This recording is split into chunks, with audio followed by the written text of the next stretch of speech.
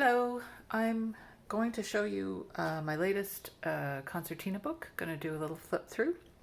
So I learned some things from the last one I did, and this go round I've attached a ribbon instead of having some kind of fancy closure because this seemed the most simple, straightforward, easy to attach.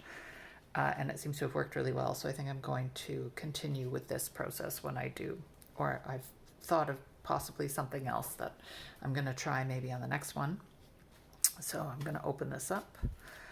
The covers are just corrugated cardboard that I've cut out and then covered in brown craft paper and collaged a piece of my own collage paper on here. So for this book, what I wanted to do is create it as I would a painting. Start with this as thinking about it as an abstract painting, and then add in the collage and botanical elements to fit with the painting that's already there, instead of kind of reworking the whole page, which is what I had been doing on the other ones. I wanted to use some of the taping techniques that I've been using in my paintings to kind of explore that a little bit further. Sorry, I just accidentally hit my mic wire there and moved my whole camera, which, yeah, so I gotta have to figure out my setup a little better. So for this page, I had it open when I was working on it, which it works fine if I'm looking at it as an entire continuous image. But as a single page, I don't like that this is right smack in the middle. And if I were to do that again, I would place it somewhere different. I do like this with kind of the light image over top of the dark image, and you can see both sets of edges. So that's something that I have worked into the painting that I did after I finished this one. The next page, this one I kept very simple. Just collage. This is not sitting properly. So the collage, and then the this with the using my stencil, and it's a lot more subtle than I usually am. I usually go for like really intense contrast. That's a thing that I like to do. But on this one, I've kept it a little more subtle in terms of my stenciling. One thing that I've been using is a gloss, just standard gel medium to attach everything. And I've noticed that it's shiny and I get the glare on here when I try to do the film. So I think I'm going to switch over to matte.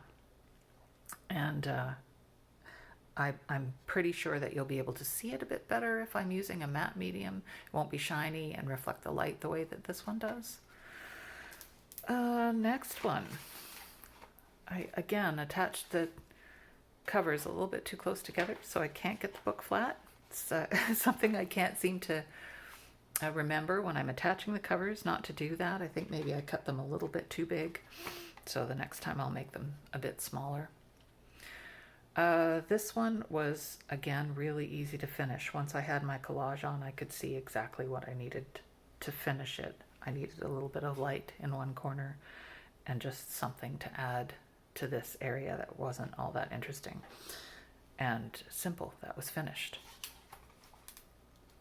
This one, I had this lovely swath of red here, so I wanted to carry the red through. I'm not entirely certain that it's as successful as some of the other ones, just because that red doesn't go as well with the blues and the purples as I was hoping.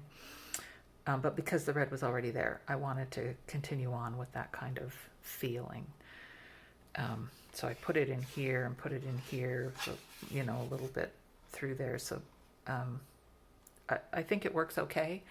It's not my favorite spread in the book, but it looks okay, so I left it. This one I think works better. One thing I did with this one that I hadn't done previously is the outline. Draw the outline with a paint pen instead of having it a full filled in shape. And I carried that over onto the next page, which I like. So I like when this is open out, how this reads as one image, kind of going from that bright blue into the deeper, muddier kind of colors. So that one I like, but I like this on its own. And I found it interesting the way that this kind of carried over here and gave a little bit of interest into that corner. So what I've done going forward with my painting is to try to keep some things more on the edges like this that are, you know, not distinct shapes, but something to kind of bring yourself to the edge, and then hopefully I'm successful in bringing it back through. And again, here and here, the same kind of thing. I think it works really well having it on the edge like that.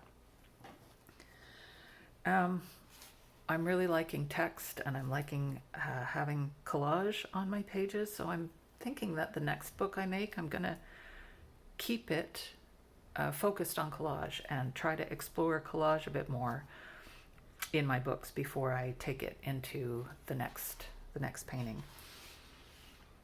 This one, it works okay. I don't like the way this worked.